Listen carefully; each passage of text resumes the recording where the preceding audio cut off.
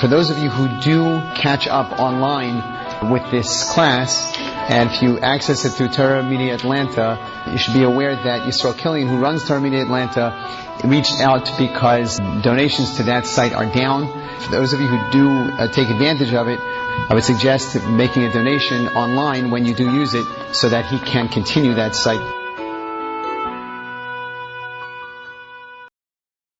This week's Torah portion, Kedoshim. Before we get into the actual Torah portion, which we're going to try to do in depth inside, as I'll explain why, we're also celebrating something else today, Rosh Chodesh, the new month. Okay? Now, Rosh Chodesh is significant because there's a certain shefa of bracha, a flow of blessing that comes down with every one of our holidays. Okay? And that includes Rosh Chodesh, which is a holiday. Okay? Now, if you remember last week, actually a few weeks ago, maybe 2-3 weeks ago, we talked about Pesach and how things in the physical world, what you see in what we call nature, well, that is giving you a hint that the same thing is happening in the spiritual realm. Okay, for example, we said Pesach happens in the springtime, right? Well, what happens in the springtime? When you look outside, you see everything's renewed. It's blossoming again, right? Well, that tells you in the spiritual world, that's what happened. The nation of Israel had a rebirth. We came out of Egypt, we became the nation to God, right? That's what happened. And we said, just like on Pesach, you see the flower, but that's not the finished product, right? That's what you see in the spring, flowers on trees, right? But that's not the finished product. The finished product is the fruit. Well, that comes a couple months later in the summer. Same thing, the purpose of coming out of Egypt, our spring, that wasn't an end in itself. That was a means to an end for the 49 days later giving of the Torah. That's the fruits.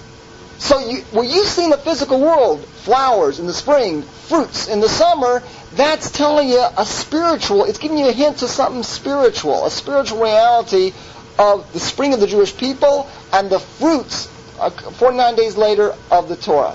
Well, what does it have to do with Rosh Chodesh? Chodesh is from the word chadash, right? New. It's brand new. Now, what do you see on Rosh Chodesh? If you look outside this evening, you'll see just a sliver of the moon. The moon, it's starting. It's beginning. It's a new moon, right? That's what's happening in the physical world. So that's a hint to you what is going on in the spiritual realm. Rosh Chodesh is a time for, as it says here, Or Gedaliah quotes, Moirehu al koyach ha-hischadshus. It teaches us, just like the new moon, the moon is renewing, so too, each and every one of us has the ability to start over. A new start, fresh. Whatever problems we had last month, or falls, or scraping, struggling, right, and trying to grow in arenas of spirituality, and problems besetting us, and we had a little bit of stumbling here and there, physically, emotional, spiritually, whatever it is, wipe it clean. You have a chance to start over again. Let me read it to you. But Rosh HaChodesh, Zman Yachol HaAdam L'Chadesh Es Atzmo. Rosh Chodesh comes a time that a man can renew himself. V'lekabel siyui mikoyach ha'yischadshus hayored Rosh Chodesh. At this time, there's a special flow of blessing, of renewal, that a person can lock into. God gives an extra ability to, revive yourself, renew yourself for every Jew, okay? So that's a special time here. Rosh Chodesh, it's time to start again. Get it off to a clean slate. Just like we see in the physical world, that's what's happening in the spiritual realm. Okay, that's a very nice thought in itself, right? But let me tell you about this Rosh Chodesh. This is absolutely fascinating. This Rosh Chodesh is the month of Iyar, right? So Iyar is spelled Aleph, Yud Yud, Resh, right? And I don't have the chalkboard, but just remember, Aleph, Yud Yud, Resh is an acronym. 2 Yuds together is Hashem's name, right? Aleph is Ani. This is a verse that we read during Pesach. Ani, Yud Yud is Hashem's name, Ani Hashem, and The Reish of ER is Rofecha. I'm the Lord, your healer. A Roife, your doctor. I heal you. That's a verse that we read over Pesach when Hashem tells, in that same Torah portion, it's very interesting, in that same Torah portion, HaKadosh Baruch Hu tells Moshe, take that a tree from a bitter branch, from a bitter tree, and throw it into the bitter waters, and it will turn sweet. And the water became drinkable. Right? It's very fascinating. Right? And on that verse, the Medrash says that Hashem taught Moshe all the healing properties from all the different herbs of the fields. Okay? Each one has a certain, medical properties. Right? So, this month, the acronym, ER, is Ani Hashem Rofecha. I'm the Lord that heals you. So, according to the mystics, the Mukubalim, it says that the Chodesh, this month, is a month of refuah, is a month of healing. There's something about this month, its property, its spiritual property, that a person can be healed physically. And listen to this. If you think, it's fascinating, Gam das Chachmei Refoya, and also in the secular world, the secular doctors will tell you that the month that is parallel to ER in the secular calendar, Hanikra Etzlam Chodesh May, that they call the month of May, Yesh Lo Segulas Refuas. It has a certain property of healing. In addition to all this, it could also be, now this is not inside, it could also be just, the fact that spring, people are more up, people like in the northwest up there when it rains all the time, it's a known thing up there that I think they have more suicides than any place else. When the sun's not out and it's raining, a person's affected by the weather. Spring, winter, people get a little down. Spring, after a long winter. Very interesting. Anyway, I just wanted to share that with you. Now we'll go into the Torah portion. Any questions on that? That's very nice. Let's repeat it over. Yeah. 49 days, right? We went from the 49th level of impurity to the 49th level of holiness. That's a sort of a healing, a spiritual healing, right? And most of those days of the Omer are in the month. 30 of those 49 days are in the month of Iyar. Very nice. Very nice. Okay, you had a question. Now, Kedoshim, this Torah portion, one of the very first Rashis on it, it says, Melamed. Wait, let me back up. It says, usually by a lot of halachos, laws of the Torah, it says Hashem spoke to Moshe, right? But here, if you notice in verse 2, after it says Hashem spoke to Moshe, it says, Daber al adas b'nei Yisrael, speak to all the children of Israel. And Rashi says there, Melamed, this comes to teach us, Shenemar Parsha zu v'hakel. This was given with all the nation there. Men, women, children, everybody was there. Why? Mifnei sheroiv gufei Torah teluim ba. Because the main fundamental, lessons and halachas of the Torah are in this Torah portion. Therefore, it was given over to everybody. It says, really, that it's parallel to the Ten Commandments. I can't go over every one, the parallel, but I'll tell you the one that is parallel to the last of the Ten Commandments, right? Don't covet, right? Don't desire what your neighbor has. Well, that is parallel to our mitzvah in our Torah portion in chapter 19, verse 18, V'ahavta l'ra'acha kamecha. Love your neighbor, your fellow Jew, as yourself. Okay? So if you really love your fellow Jew, you'll never be jealous or covet or desire something he has, right? You'll be happy for him. Okay? So there's a lot of other parallels. So that's one reason. Because Roiv Gufei Torah Teluim Ba, because the main halachas of the Torah are in this portion, it was given to all of Israel, just like the Ten Commandments was given to all of Israel. Right? Okay. But an additional insight to this, that is going on specifically, like one of the first commandments in the Torah portion, which is, Daber al kol b'nei adas b'nei Yisrael, v'amarta aleim kedoshim to you. Be holy. Be holy. Because of that mitzvah, to be holy, it was given to all of Israel, men, women, and children assembled together. Because that, too, just like the Ten Commandments, that is the klal, that's the shoyesh, that's the root of the whole Torah. The general rule of the whole Torah, what Hashem wants from us, is to be holy. Kadoshim to you. It's interesting. You read this, Kadoshim, be holy. You would think, well, that's for the big rabbis, No, it's talking to every one of us. It was given to everybody, men, women, children. Everybody in their own level has to be holy. That's what's incumbent upon a Jew. Now, what does that mean?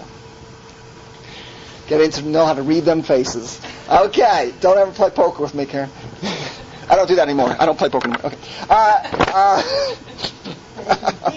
If I did, right, that's right. Thank you. Did you hear that? Okay. All right. So this is the way it works. Now, there's a difference of opinion. Rashi seems to say, you know what Kadoshim to you means, be holy? It means Purushim to you.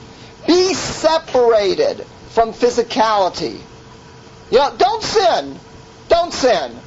Ramban Nachmanides disagrees. He says, I don't need the Torah to tell me that. I mean, we know you're not supposed to sin. Kadoshim to you, to be holy, must be telling me something in addition, besides not to sin. What is that? Listen to this. Nachmanides, Rambam says, it means that you can be a Jew, a glatt kosher Jew, all within the frames of halacha, and still be a menuvel bershus haTorah, a disgusting person within the confines of the halacha. What does he mean? It means you can eat glatt kosher meat, but you're eating 10 pounds of it in one sitting. Don't be a glutton within the halachas of Torah. You're permitted to be with your wife, right? You're permitted to eat. All those things that are permitted to you in the physical world, don't overindulge in them. That, he says, is what Kadoshim to you means. Okay? The physical world is holy, and you should use it as a means to an end and see the greatness of Hashem, Avada. But there becomes a real fine, line, a gray area there when you start getting lost, in the physicality, as we said many times, right? You can honor Shabbos with a beautiful meal and a cholet, yeah? But you can also lose the whole spirit of Shabbos in the cholet. If that, are you celebrating Shabbos or celebrating your stomach? You gotta, right? So all these things are to enhance the spiritual, and the truth is we came down to this world, right, to develop ourselves spiritually, to acquire a spiritual appetite for things. So when we go to the next world, right, we can enjoy that spirituality. So Kadoshim to you is that mitzvah that teaches us, yes, you're permitted to do these things, but really the spirit of the law is that you don't overindulge in the physical. In other words, don't get distracted while you're here. We forget why we're here. We're here, we forget how wealthy we are. I'll give you a story to tell you about this later on in the Torah portion. But basically, right, we have tremendous, I don't know how else to explain it. It's like someone, I'm trying to give you this example in the physical world.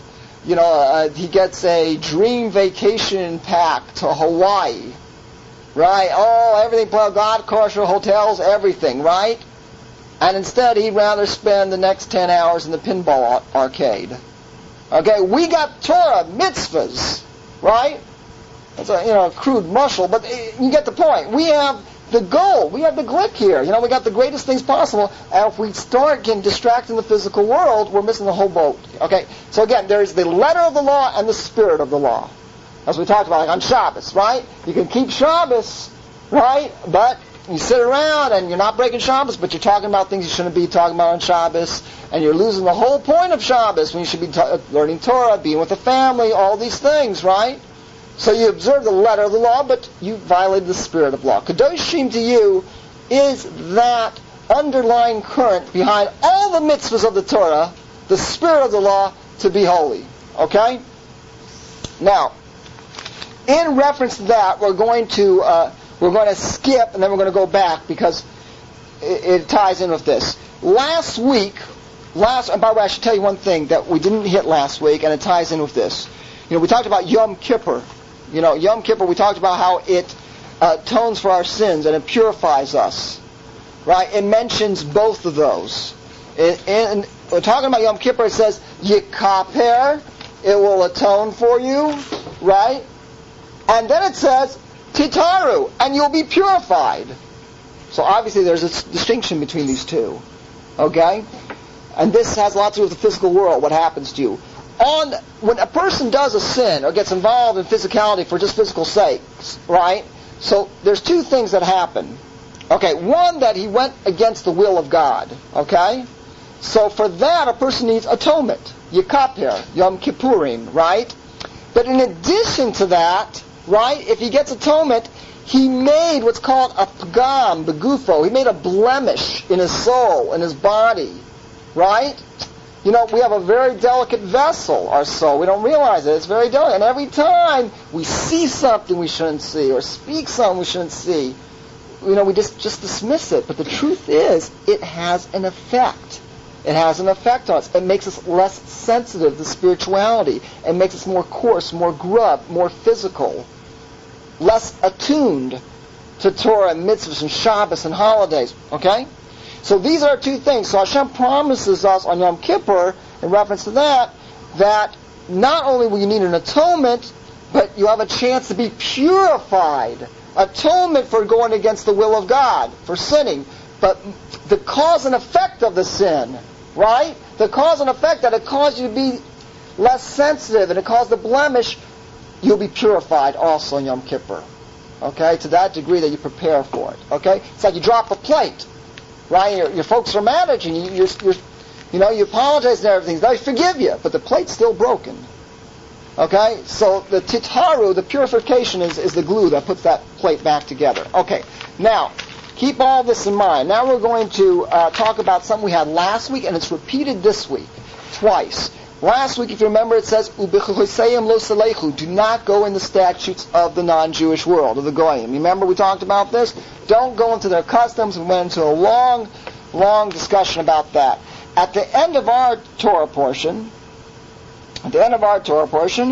chapter 20, verse 23, it says, "Velo selchu bechukos hagoy."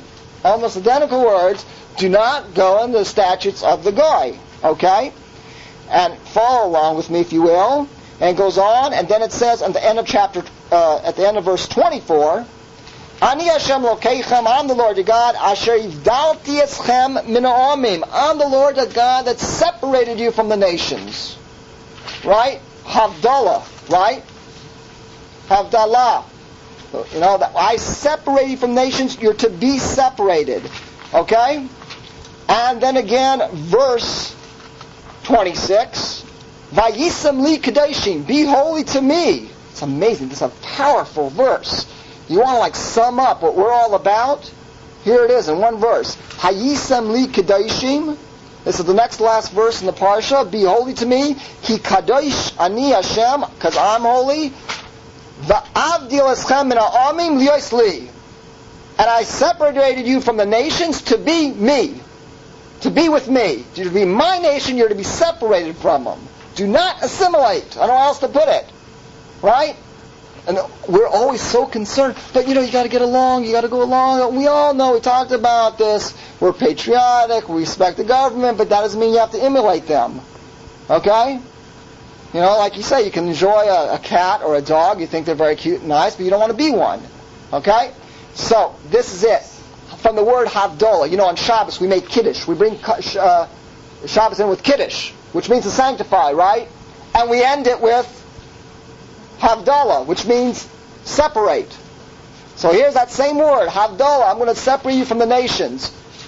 God wants us to be separate from the nations, and it's up to us. It can happen one or two ways. If we do Kiddush, then if we sanctify ourselves, we're separated. But if the Jew doesn't do Kiddush, the Goy will do Havdalah. The Goy will tell you that you're a Jew, and he'll separate you. You want to assimilate? European Jewry, Germany, all these things? You didn't want to do Kiddush? The Goyim did Havdalah. Right? You want to forget you're a Jew? They'll remind you. Okay? So that's the big lesson, and this is a repeated thing with all the holidays, right? We're to be, you got blue blood, every one of you. Royalty. You got to be proud of it. Now I'll tell you that story in reference to this and in reference to Kedoshim to you. The story is the following. There's once this peasant who was in the garbage heap, and he was sitting there playing in the garbage heap with his friends, all sorts of trash. So a king came by with his royal court, and for some reason took an intrinsic liking to this peasant. And he ordered his people to take this guy, and ordered his men to clean him up, bathe him, dress him in royal garments, put a crown on his head, teach him, educate him, teach him the finer things in life, right?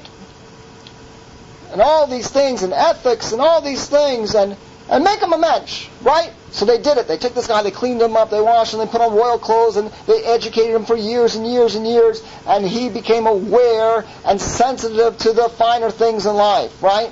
What happened many years later? Well, they're walking down, it happens, the same road, right, that he originally was found on, right? And they're walking with the royal court, he's with royal garments, and the king's there, and all the royalty and the nobility are there, and all these fine clothes, and he looks and he sees some of his old friends playing in the garbage heap. So what does he do? He takes off his crown, throws off his royal clothes, and dives into the garbage heap and starts playing with them. Can there be any greater insult to the king? He gave us the Torah. He gave us mitzvahs. He took us out of Egypt on the 49th level of impurity in the garbage heap. HaKadosh Baruch took care of us. He clothed us. He fed us. He educated us. He taught us the finer things in life. He gave us an everlasting world. We Parsha don't realize it. We don't realize how wealthy we are. And what do? We're all sitting with crowns on our head, wearing royal garments, and we chuck them off after thousands of years, and we want to imitate the people in the garbage heaps. We want to do their sports. We want to listen to their talk shows. Right? We want to watch their movies, their TV. It's garbage. We're playing in their sewer. Can there be any greater insult to the king? He wants to give us the finer things in life, and we want to wallow in the garbage. It's not so far off. Think into it. Everything that's considered so important out there, right? Today's headlines wraps tomorrow's fish.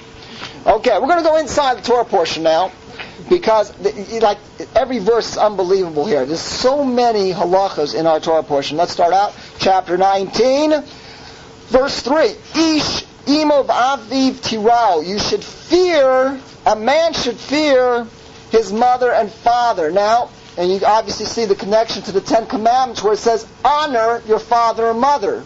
Torah addresses that when it comes to honor, giving honor, that a person usually honors his mother more. So therefore, in the Ten Commandments, it commands the opposite. Honor your father and mother. When it comes to fear, usually fear your father more. Therefore, the Torah says, fear your mother and father. Okay? Because the father usually he's usually disciplined in the household. Okay? So the Torah is addressing this, that they both have to be respected and both have to be feared.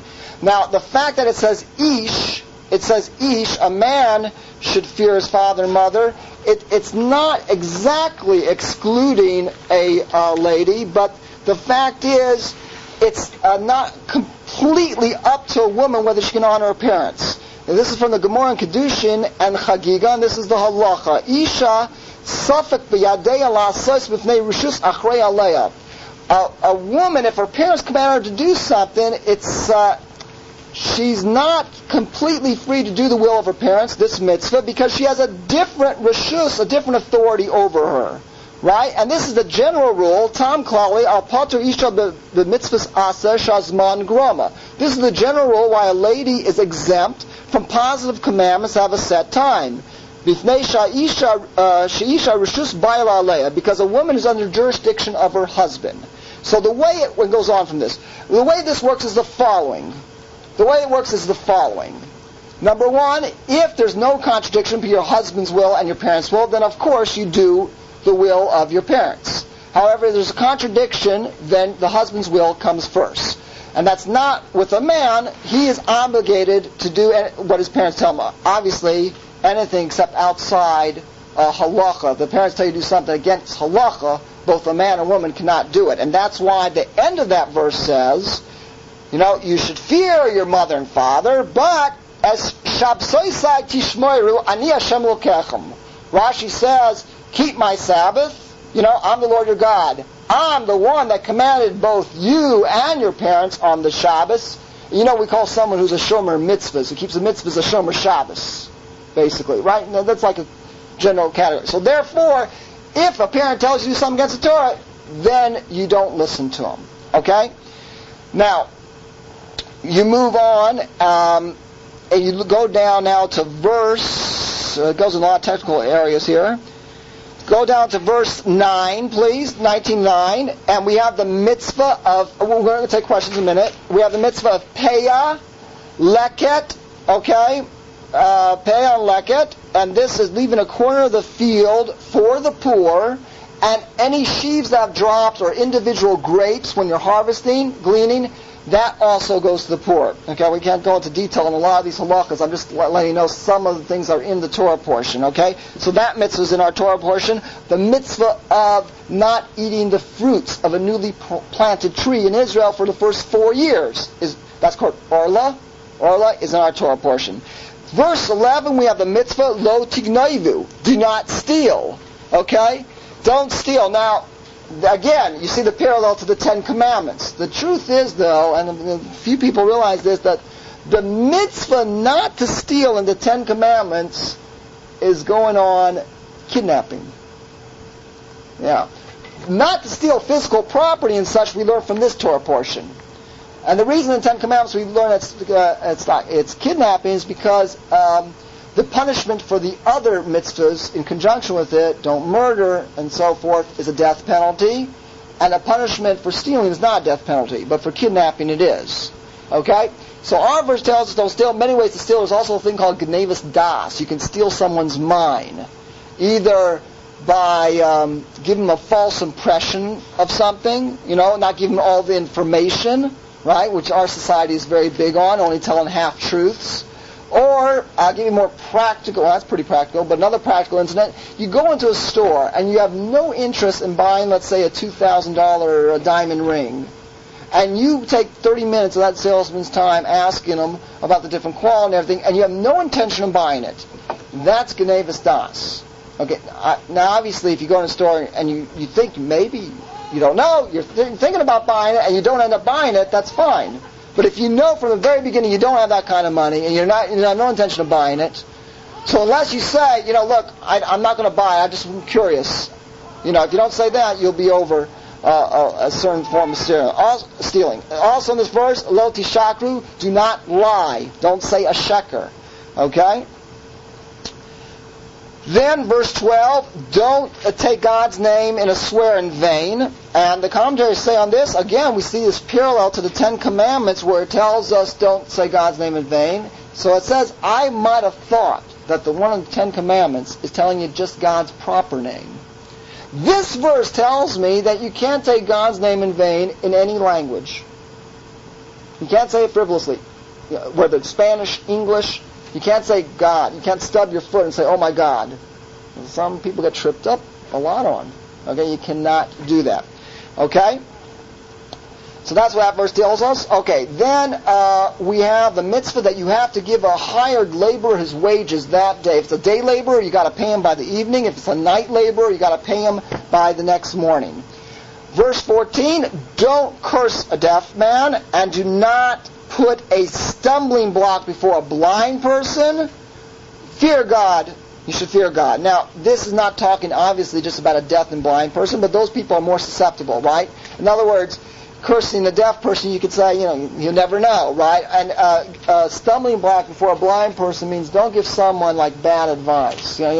For some reason, let's say you wanted to buy a piece of real estate, you can benefit from it, and the place is, about to. It's on quicksand, this.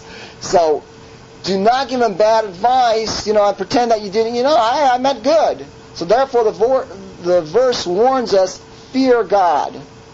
Fear God, because those things that are hidden in the heart, even though you can say, hey, I had good intention, God knows your true intentions. So you'll see several times in our Torah portion when it comes to these mitzvahs where a person can claim he had good intention, it says, V'yareisem Elokecha. You should fear God. Okay? We'll stop for a second. If you said something like, some good idea, oh, thank God. So that sounds like it's pretty, you're being pretty sincere. Well, no, that's fine. I would think that's fine. Thank God. I mean, you're being sincere. But you hear an accent and you go, oh my God, I don't know. What does that mean? What are you really saying? Is it just an exclamation? Yeah, I don't know if that's allowed. I don't know if that's like an exclamation or if you say, God help, or something like that. But just, I don't know. The law is very simple. A woman's jurisdiction is in the home. She's responsible. She has a very important position of bringing up the next generation of Jewry. Therefore, she's exempt from positive mitzvahs with a set time, because her time is not her own. Her time, she's under the jurisdiction of her husband. She has a mitzvah for a lady is to kasher benashim oisa ratzon baila. A woman has to listen to her husband. Doesn't mean a husband should abuse it, but that's a separate story. Okay, but this doesn't go well today in our society, because our society today is off-kiltered. But no women ever had a problem with this in the past, because today women have been given this tremendous inferiority complex and insecurity and ego problems because of the feminist movement, which has filtered into orthodoxy. Okay? But we believe in a team. We do not believe it's us against them and men against women. We believe a man and wife would make a perfect partnership and unity. All right? But there is certain things. For example, amongst men, a Cohen gets to do certain things, a man doesn't. Now, you have to question, you have to ask yourself, not you personally, but a person has a problem with this, you have to question, do I have a problem with this because I have a petty jealousy, an ego problem? It's not fair, men get to do this. These type of things stem from that you want to grow spiritually. You find most people in the feminist movement don't do the mitzvahs that are incumbent upon women. And yet they're complaining they want this and this. They want to wear tefillin. They want to wear a talis. Well, they don't even do the mitzvahs that are incumbent on. So obviously, they're just jealous. They just have an inferiority complex because they don't realize the beauty of the role of the woman to begin with. Okay? But that's irrelevant. A person is supposed to ask himself, what's my agenda? Is my agenda to fulfill my ego and do what I want? Or is my agenda to do what God has assigned in me? My assigned role. It seems less. It may seem less. But in the eyes of God, He judges everybody individually. We have no idea if a housewife, who has tremendous emunah in God, no one can compare it to anybody. A beggar in the street, a housewife, a guy learning yeshiva 18 hours a day. God judges everybody individually, only against themselves. How well you did your role. Right? So, it's true that men have like a bigger limelight, if you will, and they do this mitzvah and that mitzvah, but that doesn't determine what your next role is going to be. What determines your next role is how good you did your role. Right? That's all. This is like a topic that's almost getting disgusting. Because it's like, you never hear men complaining it's not fair, a Cohen gets to do this, and I don't. You just accept it. And that's only because, it's only because of this wacko movement out there of the feminazis. Okay, yes. This is one of the apologetic interpretations and misses the whole shot of the mitzvah. The simple reading of the text is that a woman is to be an ezer kenegdo, a helpmate to him. A drasha, which is not the simple meaning of the verse, but it's still true, is sometimes a woman can be his helpmate by being against him. Those are the exceptions. Those are like the 10% times. But the fact is, woman was created to be a helpmate for him. The Gemara goes in detail. How is a woman a helpmate to her husband? Well, he brings home money. He brings home wheat. She makes it into a finished product. He brings home, wool and linen. She makes it into a finished clothing. If a man had to do all these things, he would never have time to raise himself spiritually and learn Torah. By a wife being a helpmate, they get equal partnership in the Torah. Very similar to two tribes of Israel, Zevulun and Yisachar. Yisachar sat and learned Torah. Zevulun was a merchant, right? He supported his brother's learning. He took care of the physical world. And they got equal share in Torah. They shared. Okay? So that is one of those half-truths that I was giving a small hint to that people give out in today's world. There's a lot of these. Okay? There's about 28 different reasons why we came out of Egypt. The only one that's told is because of the righteous women, which is a legitimate reason. But it was also because of Abraham, Yitzchak, and Yaakov. It was also because we didn't speak Lashon Hara and we stuck to our names and our languages. There's many, many reasons. Okay? Sarah had a tremendous prophecy over Abraham. So that's something that's told over. So they want it based on that, but they don't mention that Yaakov's prophecy was greater than his wives and Yitzchak's, and Moshe was the greatest prophet. Very dangerous things to play this game, because we're talking about Torah, and it's on the verge of apicorsis, on heresy. So I take a very strong stand against these things. I don't like meddling and twisting the Torah to satisfy the egos of feminists. Okay? Ezer Kenegdo means very simply, a woman was made to be a helpmate to a man. At times, like On ben Pelet, this was a person that was in the rebellion of Korach, because his wife, he was saved from destruction. But of course, in that same Parsha, it was Korach's wife that caused his destruction. Okay? So, again, I'm going to take just 2 more questions and we have to move on. Yeah. You know, these are all truths. It's all truths, but my only complaint is that all this is the only part I hear. The only part I hear is these things, that a man has to marry, a man has this. I never hear about the woman's obligation. I just want to hear both sides of the coin. I don't want a slanted view in either direction. I know, but this is the only thing you probably heard in the class. Did you hear anything else? Was anything else told in the class about a woman's obligation to accept her role of being a helpmate? I don't have a problem. No, I'm not talking about you personally. I'm not talking about you personally. I'm talking about in general, these things that are always repeated to me, okay? Our class is different. We're only on the Okay, no, I understand. It's not the entire picture, okay? It's one aspect of it. And that's what I was bringing up. Right, fine, but the only thing I'm trying to bring out is it's very dangerous to just bring one aspect of certain things and take it out of context, okay? These are very dangerous things to do. For example, it says, there's a Gemara, it says, a person that gives tzedakah in secret is as great as Moses. Come on, what does that mean? So then it goes on to explain about conquering your anger, and it goes on all things. In a certain arena, it means that, okay? But if you take that statement out of context, you come up with heresy. Because one of our 13 principles of faith, that there's nobody spiritual, nowhere greater than our prophet Moshe. There's nobody like him.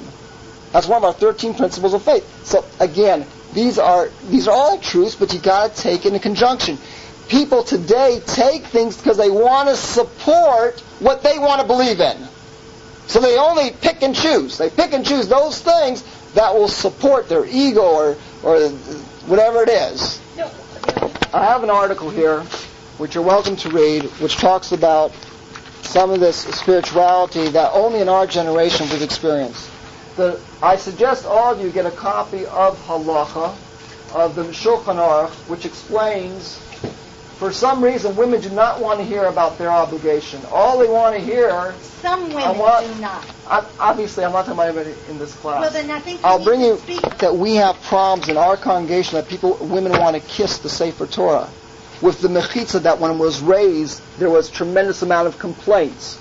That is an infiltration of this philosophy in Orthodoxy. And the fact that we have a divorce rate in Orthodoxy that we never had before. I'm just presenting both sides.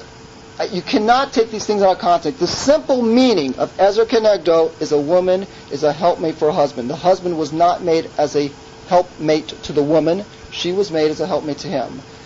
There's specific halachas with a man with a wife. A man should honor his wife. But to listen to his wife, no. A woman is obligated to listen to his wife. Now, you guys don't want to hear that. But the other part you like. A man has to honor his wife. That fits very nicely. No one is saying that here. You'll excuse me, but it's almost on the borderline of chutzpah. I went to yeshiva, and I got smicha, and I studied halacha, and I'm giving over this. Now, I have been outspoken in many arenas, including liberalism, homosexuality, blacks, and everything else, and no one's ever had a problem with that. Now, this is something that's hitting home, that people maybe have never told you straight to your face, so you're getting sensitive about it. I'm not talking about it in this class. I'm talking generically, as I always do. And I don't know why suddenly you guys are having a problem with it. Now, I'll be glad to stay after class to discuss it more, but I have to go on with the Torah portion. The main mitzvah of Lashon Hora is from this Torah portion as well. Chapter 19, verse 16 says, Lo telach Rachel. Do not be a talebearer. Okay? From this is derived all the Isurim all the things you're not allowed to do in reference to Lashon Hara. Now, the mistake people make in Lashon Hara is that people think, well, it's true, and therefore they're allowed to say it. The truth is, Lashon Hara means it is true, but it's derogatory information, and you're telling it over.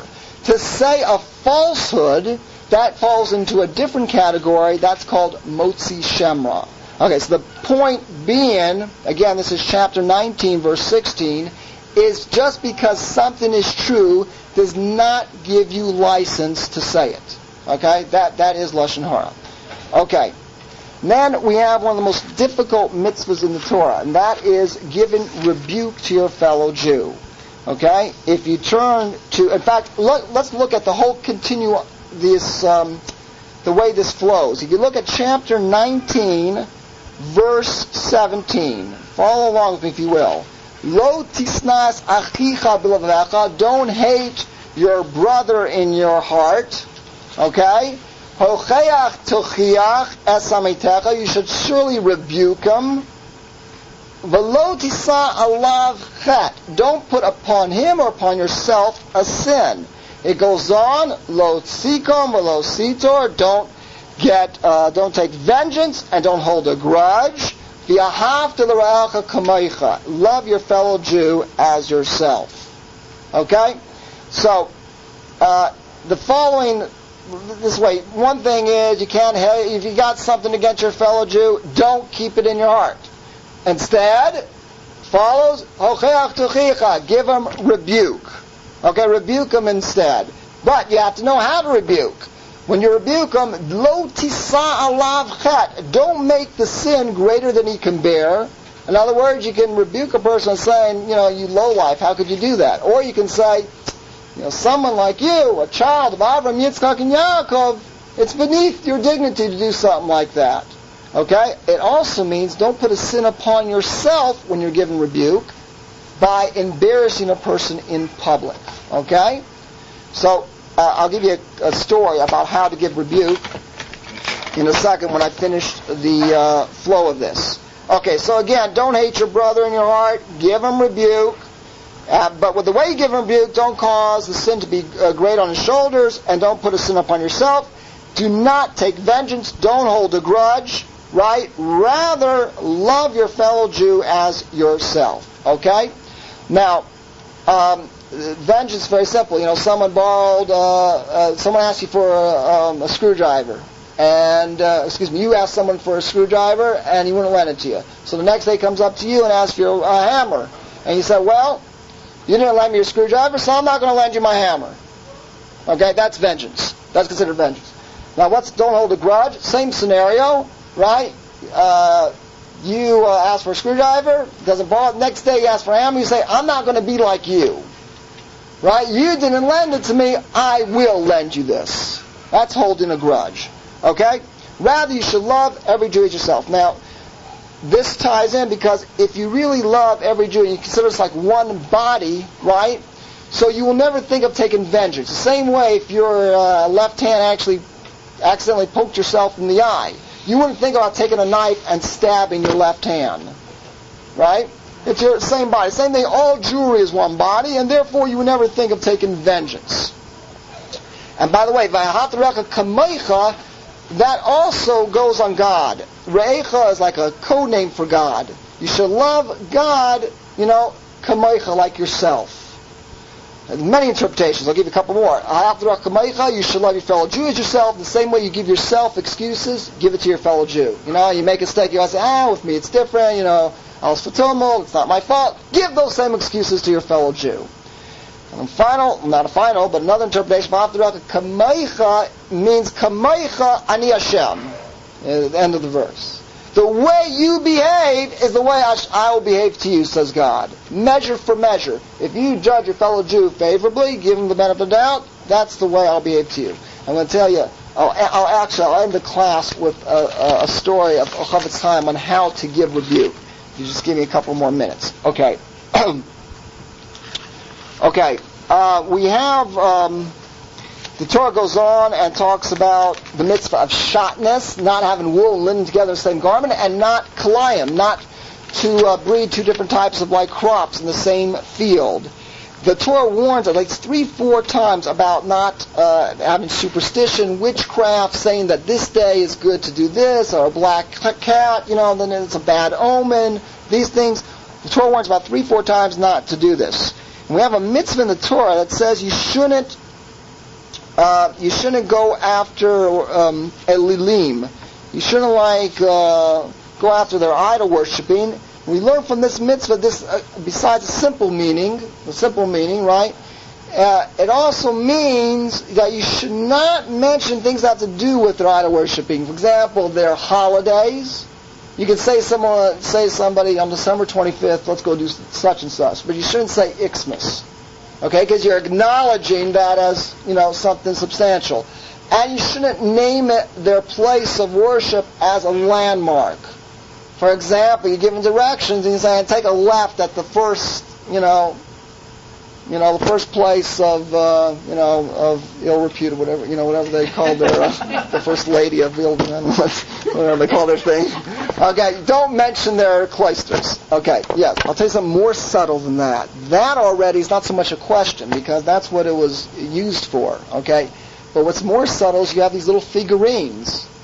There's this famous one of an old man and an old lady, an old Jewish man, old Jewish lady, made of wood or something. You see them many from years ago.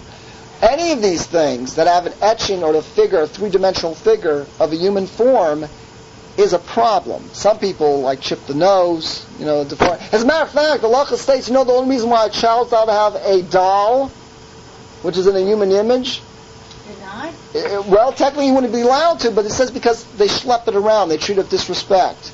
They schlep it on the floor, they step on it and stuff.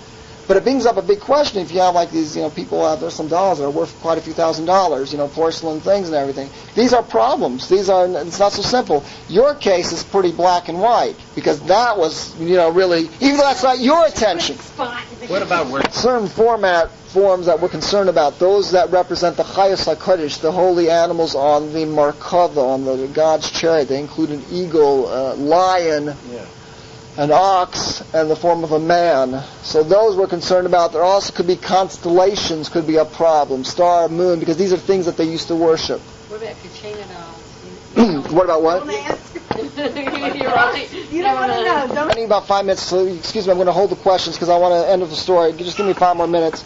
But Tzedek Tishbot Amitach, one of the, it's a very beautiful mitzvah in the Torah, chapter 19, verse 15. But Tzedek Tishbot Amisachel means judge your fellow man favorably. It also is referring to judgment in general in the court. We have a lot of mitzvahs in the Torah portion about having just weights and measures, right? And not to show, it's amazing, not to show favoritism towards the poor or towards the wealthy. Reverse discrimination and discrimination. Just because this person, is downcast or used to be 1,000 years ago, and your great Zaidi might have enslaved him, right? Don't want to offend anybody. Okay, but that's no reason to let him off if he's guilty. And the opposite, if a person's wealth and and the Gemara says, if you say, well, it's beneath this person's honor, this wealthy, noble person, to find him guilty. So I will say he's innocent, and after court I'll tell him, look, you're really guilty, you should really pay this poor person. You can't distort judgment. Right? Either way, reverse discrimination or discrimination. Also, we have a mitzvah to stand for an elderly person, even a non-Jew. Difference of opinion in the Gemara, if an old person is considered 60 years old or 70 years old. In addition to that, this is chapter 19. What? They derive it. It's what's considered elderly. Well, the idea. Let me explain the idea. The idea is that even a not a learned Jew, or an old non-Jew, you stand up because the person's been around for a amount of years. He's seen things in the world. He's seen how He's seen God's hand in the world. Well, when you're younger, you haven't seen these things. So out of respect of that he understands God's ways in the world, you stand up. You stand up for that acknowledgement. The other thing in the verse, this is verse 32, it says, two things. It seems to be redundant, but it's going on two different things. Mifnei seva takum, stand before an old person, and then v'adarta pnei zaken. You should show honor to an elderly. Now this zaken is a play on words, mezeh shekana chachma, one who's acquired wisdom, which means not only an old Talmud Chacham, an old scholar, but even like, Rabbi Deutsch walks in, Rabbi Feldman, a young person, but he's old in wisdom, that type of thing, right? So you're required to stand for them. Okay. Now, I started to go on, judge everybody favorably. We have some parallel ethics of our fathers. Don is called Dam L'Kapschus, we have, judge everybody in favor, and in ethics of our fathers, Al Tadin Chavercha Ad Shigil Min Koimo. Don't judge a person until you get into his place. In other words, someone insults you, okay? Don't be so quick, or you see him doing something, or you see him mumbling in davening, right? Don't be so quick to condemn them. Because you don't know his situation, you don't know what he's going through, you don't know his personal afflictions, he may have gone 3 days without sleep, he may have some personal trauma, he may be doing great coping, considering, and you yourself may not cope as good if you have the similar situation and character traits and personality of this person. So don't be so harsh to judge. Now I want to tell you something deeper. We have a story of Natan Hanavi. The prophet Nathan comes to David. David on some great light area made a sin. And Nathan, the prophet Nathan, gives them a parable. He says, there was a guy who was very wealthy, had a lot of sheep. His neighbor had one sheep. What did he do? He jumped the fence, stole the sheep, killed it, and served it to his guest. What should be done to that person? David said, King David HaMelech said, he's a Ben Mavis. He has a death penalty on him. And the prophet said, that man is you, David. Well, I'm not going to leave you hanging here, but David did instant tshuva, and he revoked the decree. But the point they learned, the Baal Shem Tov learns from that story is, as it says in the Ethics of Our Fathers, don't judge a person till you get to his place.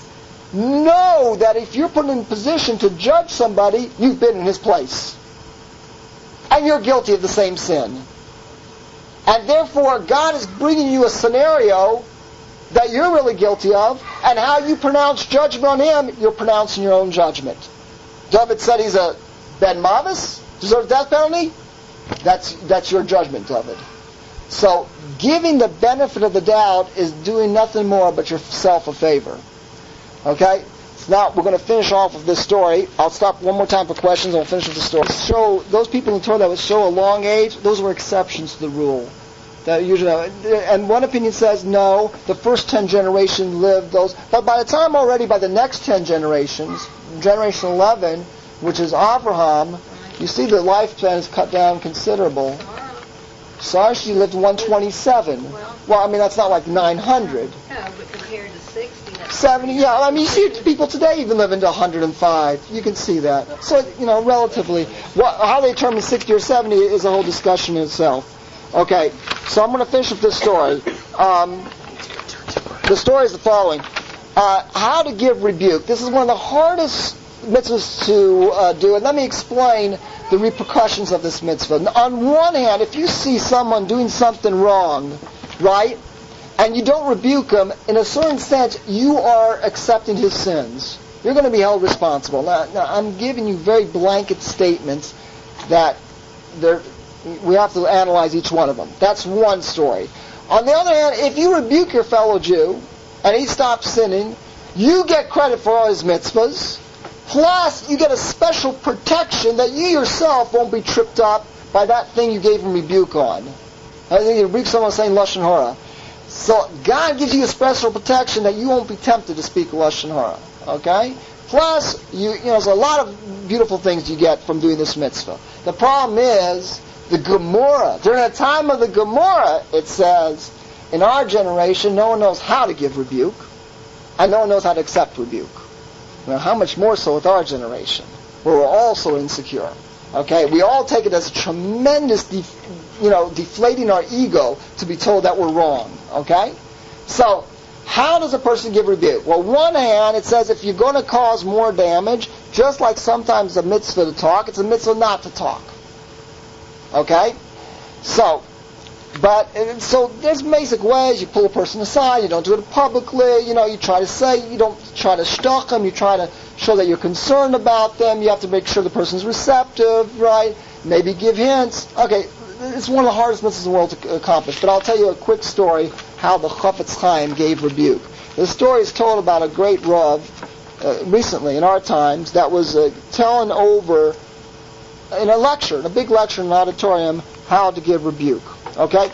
So he's telling over the story and says there was a guy in Rodin, a young man in Rodin, that was caught in the yeshiva, the Chafetz Chaim yeshiva, that was caught smoking a cigarette on Shabbos. So they're going to kick him out of the yeshiva. And he says, but first, they send him to the Chafetz Chaim, the head of the yeshiva. So he says, I don't know what the Chafetz Chaim told him, but the boy went in there all, in trepidation and fear and trembling, and he came out of there and he kept Shabbos for the rest of his life. He never violated it again. And you never heard any voices being raised, Shabbos, Shabbos, or, anything like that. So that's what, out of love, you got to give rebuke. When the lecture ended and everybody left the auditorium, there was this one elderly Jew who was still there. And his head was down on the chair, and he was sobbing away. So the Rav came up and says, is everything all right? And he goes, yes. He says, is there something about the lecture that bothered you? He said, that last story you told about the Chafetz Chaim and the young man, and he's caught smoking, and you don't know what the Chafetz Chaim said to him? I'll tell you what the Chafetz Chaim said to me, because I was that young man. When I got caught, I felt terrible, and I didn't know what to do, and I thought the Chafetz Chaim was going to yell at me, and rebuke me. And I went in there with trembling knees. And the Chafetz Chaim, he took my hand and clasped it in both of his hands, and hot tears were running down his face. And they dropped on my hands, and he said to me, he looked at me in the eyes, and he just said, Shabbos. Shabbos. That's all he needed to say. And then from then on, I never broke Shabbos. The idea was that the Chafetz Chaim wasn't mad. It's a big rule. We never get mad at Jews. We get mad at their sins they do. But the Jew themselves we love. Okay?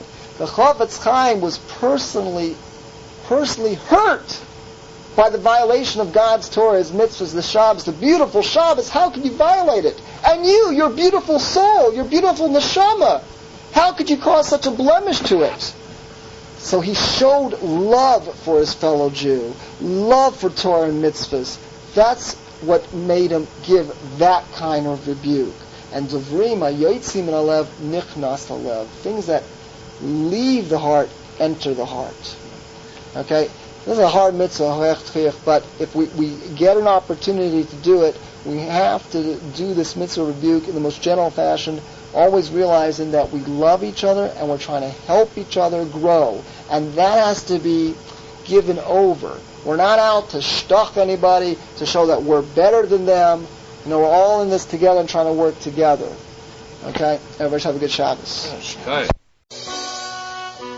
For those of you who do catch up online with this class, and if you access it through Torah Media Atlanta, you should be aware that Yisrael Killian, who runs Torah Media Atlanta, reached out because donations to that site are down. For those of you who do take advantage of it, I would suggest making a donation online when you do use it so that he can continue that site.